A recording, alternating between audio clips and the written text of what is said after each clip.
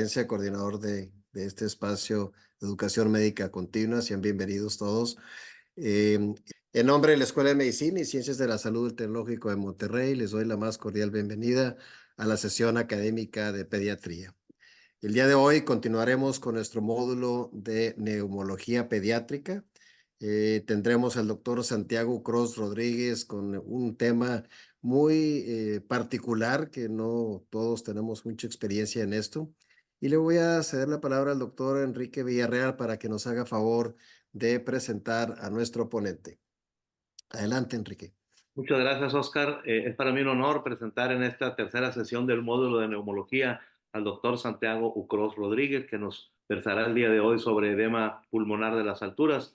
El doctor Santiago es egresado de la Facultad de Medicina de la Universidad del Rosario en Bogotá, Colombia. Estudió pediatría en la misma Universidad del Rosario.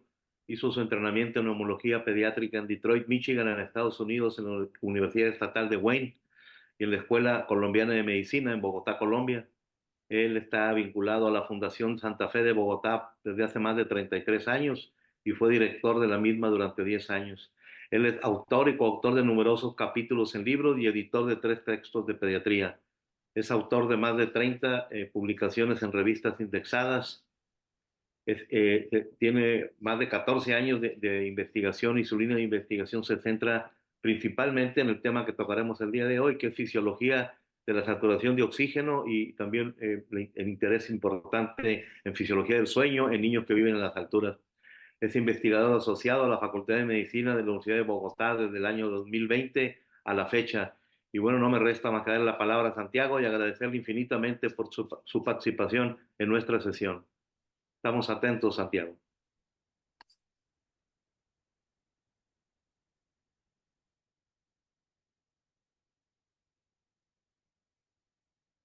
Buenos días para todos. Muchas gracias por la invitación. A Oscar, a Enrique. Estoy aquí cuadrando. Y bueno, ¿se ve bien ahí? Perfecto. Bueno, pues muchas gracias, muchas gracias y también a todas las personas pues que están en conexión en este momento. El tema, como decían Enrique y Oscar, es el edema pulmonar de las alturas. En este mapa, pues se resaltan las regiones más altas del mundo en un color naranja un poco más fuerte. Las regiones donde hay altura en el mundo no son demasiadas, altura definida como más de 2.500 metros. Tenemos en Latinoamérica, en algunas regiones de México, especialmente la ciudad de Toluca, que está a 2.600. Tenemos la región andina de Sudamérica, es decir, Colombia, Ecuador, Perú, Bolivia y unas pequeñas partes de Argentina y de Chile. Luego la otra región de altura importante es la región del Tíbet, la llanura, la altiplanicie tibetana. Y hay algunas regiones más pequeñas, pero sobre todo en el Cuerno africano, en Etiopía, Eritrea, Yemen y algo de Arabia Saudita hay también. Pero realmente las personas que vivimos en gran altura, definida por encima de 2.500 metros, somos apenas el 1%, un poquito más de 80 millones de personas. Es decir, es una situación bastante particular que cambia una gran cantidad de parámetros fisiológicos, bueno, en todos los seres vivos, pero en este caso en el ser humano, que es el que pues en el que trabajamos nosotros. La altura cambia todos los parámetros que uno quiera ver realmente. Y eso tiene muchas implicaciones para los diagnósticos, tratamientos, y hay también algunas enfermedades que son pues típicas de la altura. El caso nuestro en Colombia es importante porque tenemos 1/3 de la población en gran altura, comparado pues con el 1% del mundo.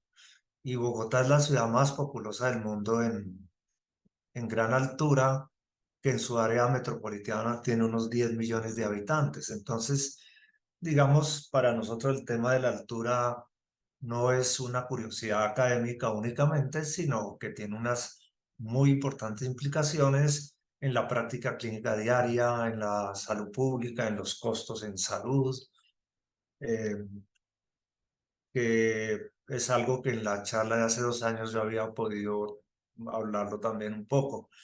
Aquí tenemos pues las diferentes porcentajes de oxígeno de acuerdo a las alturas. Nosotros en Bogotá tenemos el equivalente a lo que sería un 15%, es decir, obviamente el aire siempre tiene 21%, pero en términos absolutos, dada la disminución de la atmósfera, que es más delgada, pues son menos, es decir, nosotros estaríamos como si un equivalente del nivel del mar en 15%. La altura per se para la salud humana no se puede afirmar que sea buena o mala, porque para algunas condiciones no es favorable, pero para otras sí. Por ejemplo, es un factor protector para el infarto agudo del miocardio o para los accidentes cerebrovasculares por la angiogénesis que se produce por la hipoxemia crónica. Entonces, no necesariamente, digamos, vivir en la altura es algo que sea un factor en contra de la salud humana. Ya hablando pues de nuestro tema, que son los niños, el hecho de vivir en la altura cambia muchísimas cosas. Aquí hay algunas de las más destacadas. La más obvia y es la saturación de oxígeno, que es menor. Entonces, si uno utiliza los parámetros pues, del nivel del mar para definir si un niño se hospitaliza o se da de alta, pues estaría utilizando parámetros equivocados. También tiene mucha importancia en el diagnóstico de displasia broncopulmonar, porque de nuevo, al usar los parámetros de saturación como parte del diagnóstico, pues se hace un sobrediagnóstico. Y lo mismo sucede con los trastornos respiratorios asociados al sueño, donde nuestros valores de oxigenación obviamente son más bajos y también los índices de saturación de oxígeno, inclusive los índices de apnea y hipopnea. Entonces, tenemos, digamos, circunstancias frecuentes donde al aplicar los valores del nivel del mar, en general se hace sobrediagnóstico y sobretratamiento. Si no se tiene en cuenta, pues, el hecho que vivimos en la altura. Esto aplica en diferentes grados para países de América Latina y además cambia según el nivel de altura, es decir, los cambios obviamente no serían los mismos en Bogotá a 2.600 metros, que es la misma altura de Toluca, que en La Paz a 3.600. Entonces, y también tienen un cambio dinámico a través de las edades. Hablando de condiciones, de enfermedades, digamos, que se asocian con la altura, pues tenemos la hipertensión gestacional. Las mujeres, en la medida en que las mujeres embarazadas, en la medida que la altura sube, pues tienen más riesgo de hipertensión gestacional y todo lo que la rodea. También hay menor peso al nacer, que pues se estima, según diferentes estudios, unos 100 gramos menos por cada 1.000 metros.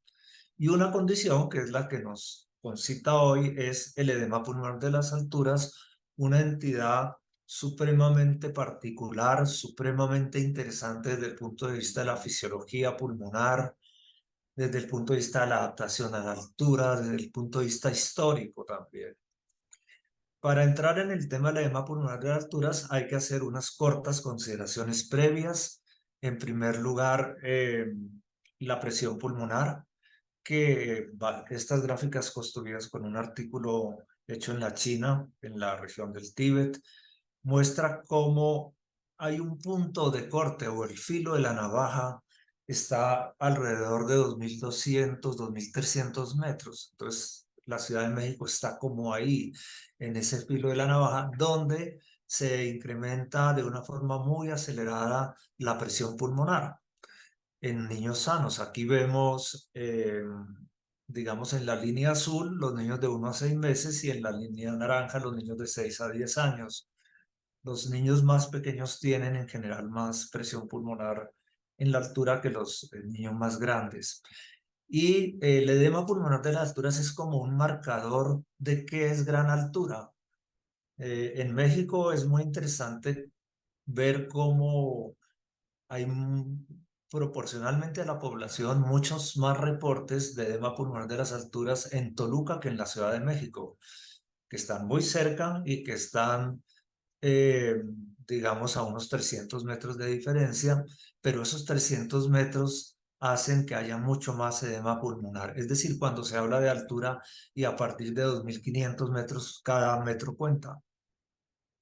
Mm, el fenómeno, digamos, que condiciona el edema pulmonar de esas alturas es una hiperreactividad vascular pulmonar, es decir, una exageración en la vasoconstricción hipóxica pulmonar, que es una respuesta normal. La vasoconstricción hipóxica, pues, consiste en que se cierran los vasos del lecho pulmonar cuando los alvéolos que están pegados a ellos, al lado de ellos, se colapsan o parcial o totalmente. Entonces el organismo normalmente, por ejemplo, en una neumonía, redistribuye el flujo a las áreas sanas, produciéndose vasoconstricción en la zona donde está la neumonía para optimizar la oxigenación. Lo que sucede en la altura, o sea, en la hipoxia hipovárica, es que este fenómeno de vasoconstricción hipóxica no es localizado como en una neumonía o en una atelectasia, sino es generalizado, está en todos los campos pulmonares, pero muy importante, y entrando en el tema de edema pulmonar puntualmente, es generalizado, pero no es homogéneo. Es decir, la vasoconstricción hipóxica pulmonar asociada a la hipoxia hipovárica de la altura no es igual en todas las zonas del pulmón. Y el otro punto clave es que la saturación de oxígeno y la presión pulmonar son fenómenos en espejo. Entonces, en la medida de que la saturación baja, la presión sube. Y uno pues siempre se pregunta si es un fenómeno originariamente ventilatorio o vascular, pero al menos con relación al edema pulmonar de las alturas es evidentemente un fenómeno vascular, es decir, no se trata de una alteración en el control ventilatorio que puede tener algunos otros cambios en la altura, con el volumen corriente, con otros aspectos de la fisiología, pero no con la vasoconstricción hipóxica. Entonces, estudios, digamos, en el edema pulmonar de las alturas con medicina nuclear muestran pues que las personas que han padecido o que tienen la predisposición al edema pulmonar de las alturas tienen una distribución desigual de la vasoconstricción hipóxica, y esa distribución desigual es la que explica los hallazgos radiológicos de por qué unas zonas se afectan más que otras en esta enfermedad. En general, las personas que padecen esta condición pertenecen al cuartil inferior de hiperreactivos vasculares pulmonares que se pueden detectar en estudios de altura y se han detectado de hecho que son personas que saturan menos bien, es decir, alrededor del 25% de los individuos sanos en altura tienen unas saturaciones un poco más bajas, es decir, tendrían una mayor vasoconstricción hipóxica pulmonar, y el edema pulmonar de las alturas es como la expresión máxima de esa hiperreactividad vascular pulmonar. Aquí se ve de nuevo la distribución, como se observa, digamos, el cuartil inferior satura un poco menos, y ese es un hallazgo muy repetitivo cuando uno mira la altura, y es un hallazgo más marcado en la medida que los niños son más pequeños. El edema pulmonar de esas alturas entonces tiene pues como su base fisiopatológica una hiperactividad vascular pulmonar ante la hipoxia, en este caso la hipoxia hipovárica de la altura, habiendo una mayor vasoconstricción. Es una forma de edema pulmonar agudo no cardiogénico. Sus manifestaciones clínicas incluyen dificultad para respirar, hipoxemia que es bastante marcada. En la radiografía de tórax hay un edema alveolar, y en general pues está asociado a un cambio de altura, pero curiosamente no siempre lo está, como veremos en un momento. El edema pulmonar de las alturas es una condición muy benigna o muy peligrosa dependiendo cómo se mire. En general, si se detecta, se administra oxígeno y se alivia rápidamente. Si se trata de una persona que está pues haciendo actividades de montañismo en extremas alturas, pues también debe descender. Pero el descender de la altura para la vida práctica de nosotros en ciudades como Bogotá no tiene sentido. Es decir, acá nosotros vemos la condición en niños que se van, por ejemplo, de vacaciones y al regreso la tienen y no los vamos a volver a bajar de altura. Les ponemos oxígeno y en 24 horas son otro niño. Sin embargo, si el edema pulmonar de las alturas no se conoce o no se detecta al tiempo, puede ser una enfermedad mortal. Entonces, hay dos caras de la moneda allí. Para nosotros es absolutamente exótico ver que un niño se muera. Yo nunca he visto uno que se muera, pero a veces se escuchan en las noticias jóvenes, sobre todo entre 20 a 30 años, que se van a hacer montañismo, aquí por ejemplo a los nevados, y escucha uno ocasionalmente que hay alguna persona que murió porque no se dieron cuenta, que son casos de edema pulmonar. Entonces, puede ser causa de muerte. La mayoría de las personas, aunque como todo en medicina hay controversia, pero la mayoría de los investigadores creen que el fenómeno básico es un aumento de la presión pulmonar, secundario a la vasoconstricción hipóxica. Hay algunos que piensan que el factor inflamatorio juega un papel, que veremos también en un momento. Les decía que es una entidad que se mejora muy rápidamente con la administración de oxígeno. Este es un niño que lo vi yo como hace un año. A la izquierda está la radiografía. El niño venía de Cartagena, que es a nivel del mar. Él vive en Bogotá, estuvo allá en vacaciones, volvió. Y a las 6 horas después de llegar acá a la altura de Bogotá, pues comenzó a tener síntomas. Rápidamente se le diagnosticó el edema pulmonar que ustedes ven en esta radiografía. En nuestra mano izquierda, pues es de predominio en el lóbulo superior y en el pulmón derecho. Y unas pocas horas, en este caso 36 horas después, casi estaba normal y el niño estaba muy bien. Esa es la evolución pues típica de la condición.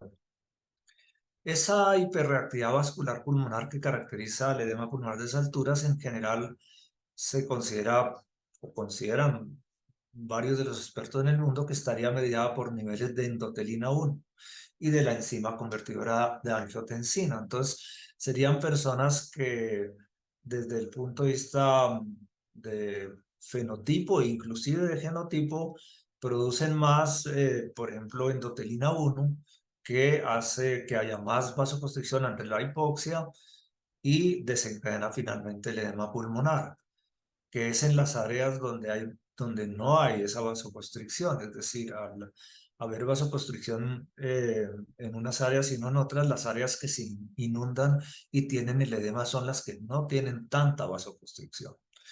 Hay un país del Asia Central que es Kirguistán, donde se ha estudiado mucho en adultos la adaptación a la altura y ellos han demostrado cómo los niveles de endotelina 1 están genotípicamente determinados. Hay otros factores aparte de la hiperreactividad vascular, de la vasoconstricción hipóxica, sobre todo relacionados con la eliminación del sodio de los alvéolos. Se ha demostrado que hay una limitación en la excreción del sodio del alvéolo hacia el capilar, lo cual produciría una inundación de sodio y por siguiente de agua de los alvéolos, produciendo el edema pulmonar. Curiosamente, en un artículo de Italia sostienen que los beta-adrenérgicos, los broncodilatadores, podrían ayudar, pero no por su mecanismo broncodilatador, sino porque tienen un efecto sobre esta bomba de sodio de entrada y salida del alvéolo hacia el capilar, es decir, que tendrían una acción en la que ayudarían a que el sodio saliera de los alvéolos hacia el capilar. Otros también hablan de la inflamación y en los pacientes se encuentran algunos marcadores inflamatorios cuando se hace lavado broncoalveolar. Y esto es una hipótesis que siempre ha sido debatida. Hay algunos autores que creen mucho en ella, sobre todo hay un doctor de Francia que ha sido como siempre un gran promotor, el doctor Richalet se llama, y algunos pues con base en esta hipótesis tratan la enfermedad con corticoides, pero no son la mayoría de las personas. Les voy a mostrar ahora el trabajo puntual que hicimos nosotros, que fue publicado en Pediatric Pulmonology hace un poco menos de un año. En este artículo hicimos un equipo de trabajo con una estudiante de último año de la Universidad de los Andes, la doctora Camila Aparicio, con un neumólogo pediatra de la Universidad Católica de Chile, que es el doctor José Antonio Castro, y Dunbar Ivy, que es un cardiólogo pediatra del Children's de Colorado, que siempre ha tenido gran interés en esta condición. Nosotros lo que hicimos fue una revisión sistemática prácticamente desde el primer caso que se encontró reportado en niños en edema pulmonar de las alturas. Eh, mm, Partimos en primer lugar de que se conocen diferentes tipos de edema pulmonar de las alturas. El clásico, que es el de la persona que vive en baja altura y viene a la gran altura. Entonces es alguien que vive, por ejemplo, en Monterrey y viaja a Toluca. Luego vendría el edema de reentrada, que es el característico de los que viviendo en la altura bajan y al subirlo lo vuelven a tener, que es el que nosotros acá en Bogotá vemos particularmente. Y hay ocasionalmente niños que han tenido un edema del tipo 1 o 2 y que ante una situación de estrés o de una infección respiratoria tienen edema pulmonar sin cambio de altura. Esos niños son muy hiperactivos vasculares pulmonares. Ocasionalmente nosotros los vemos asociados a una bronquitis viral o a situaciones de estrés, por ejemplo, una apendicectomía. Y hay un cuarto subtipo de edema pulmonar que en general no está reconocido, pero que en los países nuestros lo vemos. Y son personas que viviendo en la altura van aún a alturas mayores.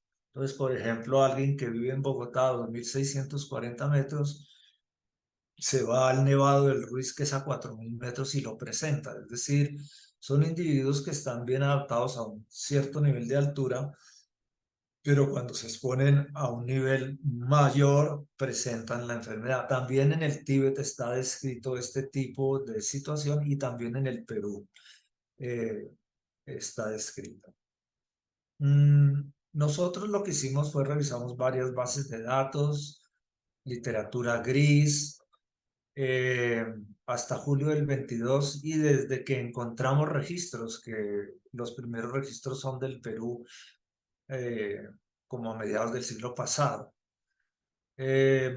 Usamos como criterios, pues, niños con diagnóstico de enfermedad de la gran altura, edema pulmonar, radiografía de tórax, que tuviera los cambios característicos. Es decir, eso lo pusimos como un requisito, porque hay muchos trabajos que, pues, muestran probable edema pulmonar, pero si no está comprobado con una radiografía es difícil sostenerlo. E hicimos una búsqueda de una serie de parámetros que ya los vamos a ir viendo, como los datos demográficos, como la radiografía, como la mortalidad, como los tratamientos recibidos. Nosotros encontramos 202 trabajos inicialmente, después de duplicaciones 75, después de que excluimos los que no correspondían a 38, y finalmente nos quedaron 34 artículos hablando de niños. Nosotros buscamos de 0 a 18 años. Hay artículos que mezclan adultos con niños y no era posible sacar bien los datos. Entonces, finalmente nos quedaron 32 artículos para revisión.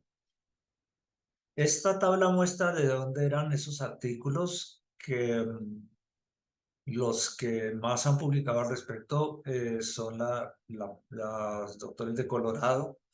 Estados Unidos, la única región así muy alta que tiene es esa, y ellos pues han publicado números importantes. También nosotros publicamos acá en Bogotá un número de hace unos años de 36 niños. En México también ha habido casos. Hay una publicación que fue hecha en Colombia, pero publicada en el Boletín del Hospital Infantil de México. Entonces, digamos, predominantemente los países que publican sobre el tema son Estados Unidos, Colombia, México y un poquito Perú, y ocasionalmente Ecuador. Y Bolivia también ocasionalmente, que debería tener mucho más, pero no se encuentran muchas publicaciones. Eh, la,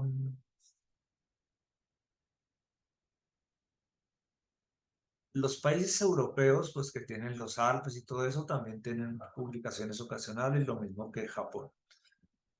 Ya entrando en los resultados, pues el primer dato que es muy llamativo es la distribución demográfica, es decir, el edema pulmonar de las alturas, curiosamente, no se presenta en niños muy pequeños y tiene un pico entre los 6 y 10 años, y esto es algo consistente en la literatura. Este comportamiento es muy interesante y un poco caprichoso, porque primero no se presenta, luego sube y luego vuelve a bajar. Ahorita vamos a mirar algunas posibles especulaciones al respecto, pero este es su comportamiento epidemiológico. Es decir, el típico paciente es un niño de 10 años, digamos, sería el típico. Aquí vemos la distribución del edema pulmonar de las alturas por el tipo de edema pulmonar. Esto pues es de todos los países del mundo sumados, y sumando todos los países encontramos que alrededor del 58% eran de reentrada, personas que viven en la altura, bajan y vuelven a subir. Luego vendría el clásico, que está con un 38%, el que se presenta sin cambio de altura, que fue un 4% más o menos, y el de los que viviendo en la altura van a una altura aún mayor, que pues encontramos solo un caso en esta revisión de niños. El tipo de edema pulmonar que se vea depende mucho de dónde está uno. Nosotros acá en Bogotá vemos el de reentrada, y tenemos una característica que compartimos con otras ciudades como Quito, como La Paz, como Toluca, y es que uno puede bajar y volver a subir en tiempos muy cortos. Y pues ni hablar si el viaje es por vía aérea, es decir, uno en un tiempo cortísimo está a nivel del mar saliendo de estas ciudades, inclusive por carretera. Nosotros acá en Bogotá en unas 2 horas estamos a 200 metros de altura. Es decir, nuestras geografías latinoamericanas son muy interesantes en el sentido de que hay grandes diferencias de altura en muy cortas distancias. Eh, Aquí vemos la localización radiológica, que es muy interesante. Es sabido que el edema pulmonar de las alturas es de predominio derecho y de predominio apical. Y aquí pues se confirmó, el predominio apical estuvo en el 52%, predominio derecho en el 40%, no hubo predominio en el 32%, es decir, fue como homogéneo. El predominio izquierdo es muy raro y el predominio basal es muy raro. Es importante decir que estos datos son de niños. Cuando uno mira las características del edema pulmonar en adultos, cambian un poco, y por ejemplo estos parámetros de radiología son distintos.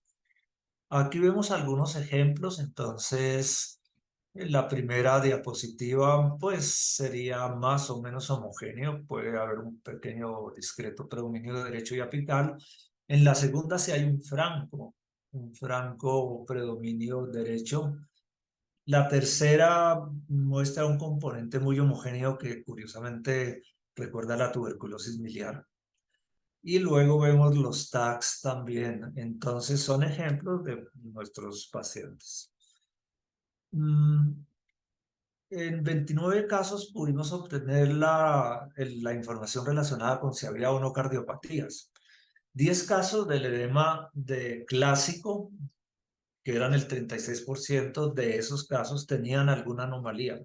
En cambio, en el edema pulmonar de reentrada fue muy raro tener una anomalía cardíaca. Es decir, que ya entrados en detalles, el factor de riesgo para tener una cardiopatía o alguna alteración vascular pulmonar de base es mucho mayor si es un edema clásico o si es un edema de reentrada.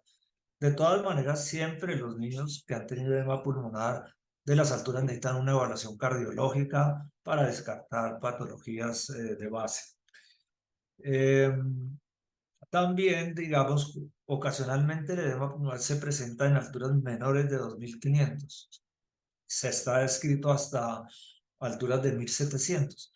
Entonces, cuando se presenta en alturas menores de 2500 metros, es también mayor la posibilidad de que haya una anomalía cardíaca pulmonar.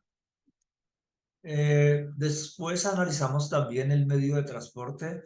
Es sabido, de aquí se ratificó que el riesgo de presentar esta condición es mucho más si el transporte es aéreo, así es terrestre. Y eso nosotros lo vemos evidentemente. Hay muchísimos más viajes por tierra que por avión, pero vemos que predomina la condición en los viajes por avión, tal vez por el cambio súbito de presión. Mientras que en los viajes por tierra ese cambio es más gradual. La salida el sitio desde donde se salió varió desde el nivel del mar hasta 3000 metros. Es decir, hay casos que se parte de 3000 metros y se presenta el edema pulmonar a 4000 metros. Y el menor cambio de altura observado fue de 520 metros, que en el caso nuestro es entre Medellín y Bogotá, son ciudades con no mucha diferencia y pequeños cambios de altura pueden inducir el edema pulmonar. El tiempo de estar en baja altura fue alrededor de 12 días y el tiempo de inicio de los síntomas alrededor de 16 horas. Esto también difiere de los adultos donde hablan de días. En los niños es prácticamente inmediato. El inicio de los síntomas de 16 horas es porque los padres se dan cuenta a las 16 horas, pero cuando uno mira en detalles o en niños que lo tienen repetitivamente, los síntomas son prácticamente inmediatos al llegar a la altura, especialmente cuando se llega en avión. La saturación de oxígeno baja profundamente. En los casos en que la evaluamos estuvo en rangos de hasta 55 y hasta 79, es decir, hipoxemias importantes. Claro está, estos niños siempre se hospitalizan, pero se hospitalizan por tiempos muy cortos, que fueron en promedio 2.7 días. Y es más o menos frecuente que haya recurrencias. 22% de los casos habían tenido episodios repetitivos que presentaron más de una vez y hasta 4 veces. Y aunque no quedó incluido acá, yo, por ejemplo, recuerdo una niña que tuvo 7 episodios, es decir, esos niños en algunos se repite y se repite. También es sabido, y no es totalmente comprendido por qué, que los niños con esta entidad tienen leucocitosis, y en esta revisión alrededor del 65% presentaron leucocitosis, definida como más de 10.000 por milímetro cúbico, y llegó hasta 40.000. Esto contribuye mucho o genera la confusión con bronconeumonías. Con esas radiografías que vimos y con leucocitosis es común que el médico piense que es una bronconeumonía, a veces piensa con una diseminación hematógena de un estafilococo por las características, y el diagnóstico diferencial a veces pues es difícil. De los medicamentos que encontramos que se usaron pues antibióticos con mucha frecuencia basados pues en la dificultad de diferenciar de neumonía, diuréticos que dicho sea de paso no sirven, no es un edema hipervolémico, y ocasionalmente encontramos sobre todo en la China aminofilina digital, tratamientos pues que no tienen ningún papel. Los casos de muerte son todos muy antiguos. Uno fue en Estados Unidos, en un niño de 15 años que se sabía que tenía una ausencia de la arteria pulmonar izquierda. Sin embargo, el niño viajó y presentó un edema muy severo, es decir, tener agenesia de una arteria pulmonar o hipoplasia, claro, está un factor de riesgo. Y los otros dos casos son muy antiguos, son del Perú del año 55, que fueron en una publicación que casi hicimos una arqueología médica, y se presentaron en Morococha, en el Perú, pero realmente mortalidad no se encuentra, por lo menos en las publicaciones, con frecuencia ni en los últimos tiempos.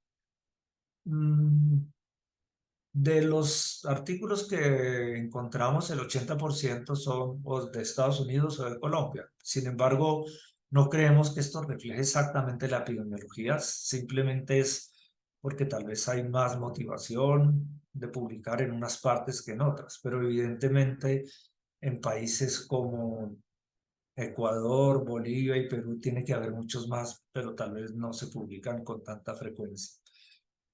Tampoco hay demasiados del Tíbet, que uno esperaría que hubiera muchos más. En general, la incidencia del edema pulmonar de reentrada se calcula en un número de niños relativamente alto.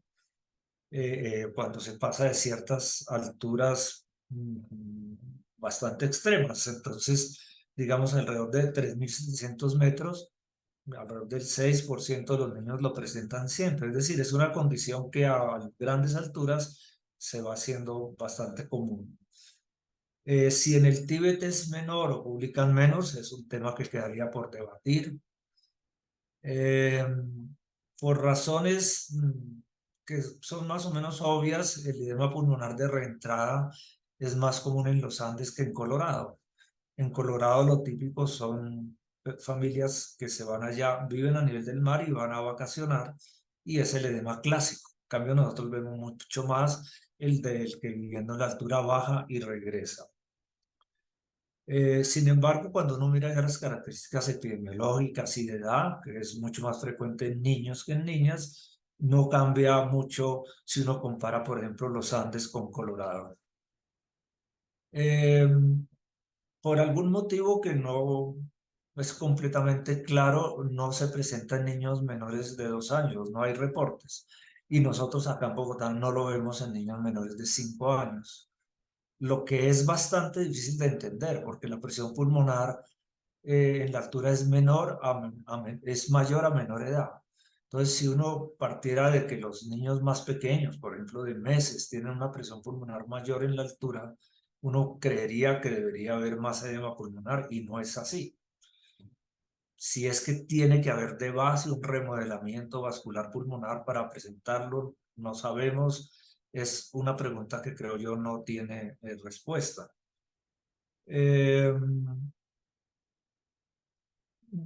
Pero uno podría especular que para que se presente tendría que haber algún grado de remodelamiento vascular preexistente. La edad, pues acá se ve como realmente al caso de Bogotá los menores de 5 años prácticamente no hay. Si se sube un poco en la altura hay, pero realmente aún a grandes alturas como en La Oroya, en el Perú, el límite son 2 años. No es una enfermedad que se presente en lactantes. También está el punto de que pica epidemiológicamente entre 6 y 10 años. No tenemos una explicación para esto. Y también, evidentemente, es una enfermedad que sucede más en niños que en niñas. Algunos han postulado que los niños llegan a la altura, que son más inquietos, pero es una hipótesis débil, diría yo. Yo creo que esto no tiene una explicación clara. El edema de los residentes, los que estando en la altura y sin cambiar de altura, fueron 8 casos. Esta es también una situación rara y difícil de entender. Algunos han especulado que las infecciones respiratorias pueden generar cambios que predisponen al edema pulmonar, pero la explicación no es del todo clara. Y finalmente nosotros pues hablamos acá del que hemos llamado Highlanders High Altitude Pulmonary Edema, que sería como los que viviendo en la altura van a una altura aún mayor. Eso lo vemos nosotros a veces. Los factores de riesgo, entonces, pues sí, la edad, el sexo masculino, la trisomía 21 es indudablemente un factor de riesgo. Nosotros todos sabemos que los niños con trisomía 21 son hiperactivos vasculares pulmonares, y esto sería una manifestación de esa hiperactividad vascular. Y la posibilidad de que haya más cardiopatía si se presentó a menos de 2500 o si fue en el edema clásico versus el de reentrada. Es mayor el riesgo si se viaja en avión, tal vez por los cambios súbitos, y el tiempo es muy pronto el tiempo de presentar los síntomas. En los adultos hablan de días, pero claramente en los niños es un proceso casi inmediato. Los tratamientos, pues el tratamiento de esta condición es el reposo y la administración de oxígeno, pero pues se dan con frecuencia tratamientos que pues no son de beneficio, como los que ya hemos mencionado, pero en la medida que se va conociendo la enfermedad, pues se va racionalizando el uso de medicamentos que no sean necesarios. La radiografía, pues predomina el lado derecho y los ápices, que son las zonas que se inundan más, es decir, las zonas donde hay menos vasoconstricción hipóxica. ¿Por qué sucede esto? No es del todo claro. Puede ser porque la arteria pulmonar derecha es más grande que la izquierda y el pulmón en sí mismo, o por factores relacionados con la ventilación-perfusión, que es mayor en lóbulos superiores, pero claramente en niños tiene una distribución muy típica. La leucocitosis que hablamos, las infecciones respiratorias virales están frecuentemente asociadas como antecedente del hallazgo de leucocitosis. La mortalidad pues baja. En general, cuando uno lee artículos de edema pulmonar de las alturas, dice que es una enfermedad muy letal. Esa no es lo que nosotros encontramos. Tal vez esto se refiere a los estudios de Europa o de esquiadores o cosas así, pero en la vida normal no es una enfermedad mortal para nosotros. Estas son pues las conclusiones que pues en realidad ya es lo que hemos hablado. Y es una entidad donde quedan muchas preguntas por contestar. Es una enfermedad que, sin ser tan frecuente, es importante conocerla para quienes vivimos en la altura y que, digamos, genera una gran cantidad de preguntas de tipo académico. Yo creo que con eso voy a mirar la hora, sí. Entonces,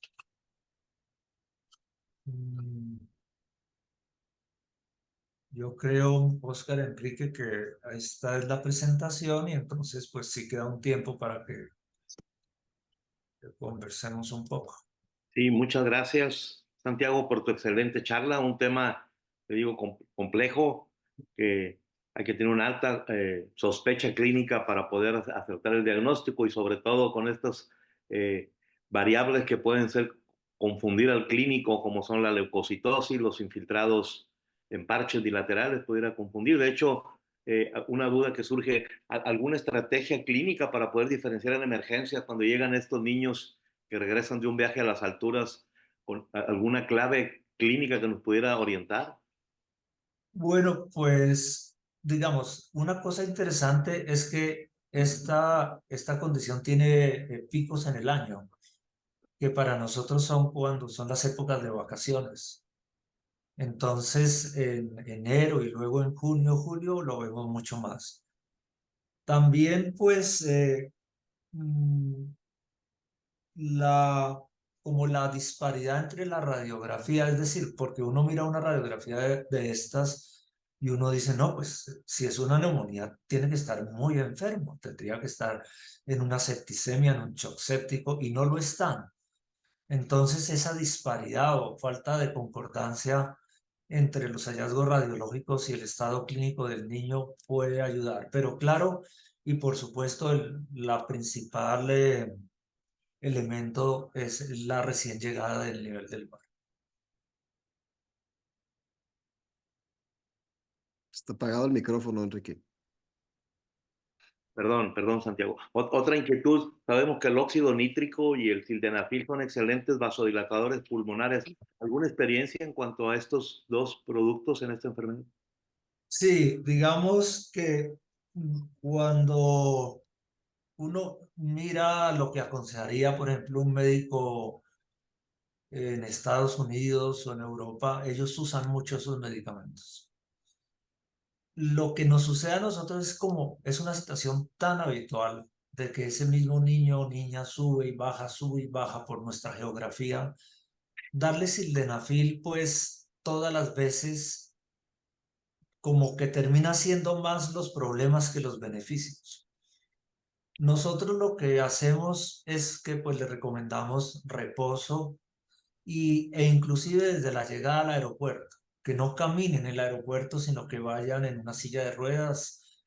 Ese reposo es clave y en los niños que presentan repetitivamente lo que hacemos es que les ponemos oxígeno unas 24 a 48 horas.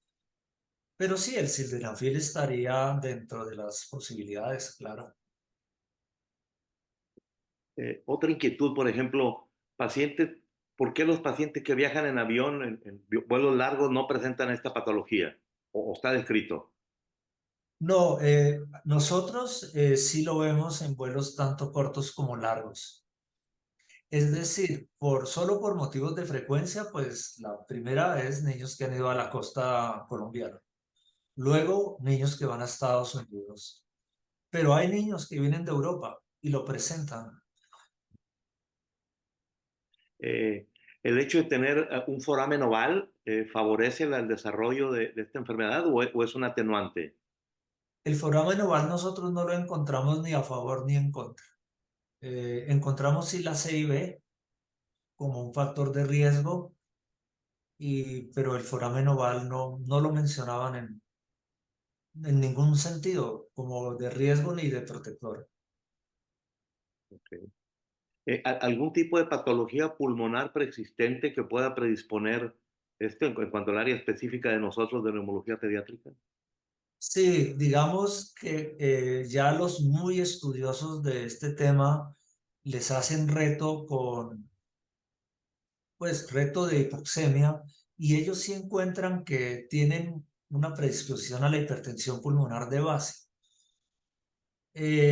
Pero eso traducido a la práctica clínica no, en general no es relevante, pero sí es clave pues estar seguros de que el niño o niña no tenga una cardiopatía o una hipertensión pulmonar de base, porque puede pasar.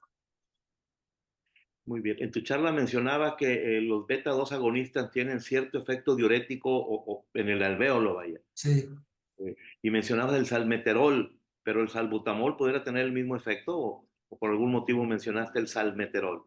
sí, pues Enrique, el único trabajo que mencionó eso es un trabajo que fue hecho en Italia y ¿Ok? fue hecho en adultos en una montaña que es el monte Reina Margarita, Regina Margarita.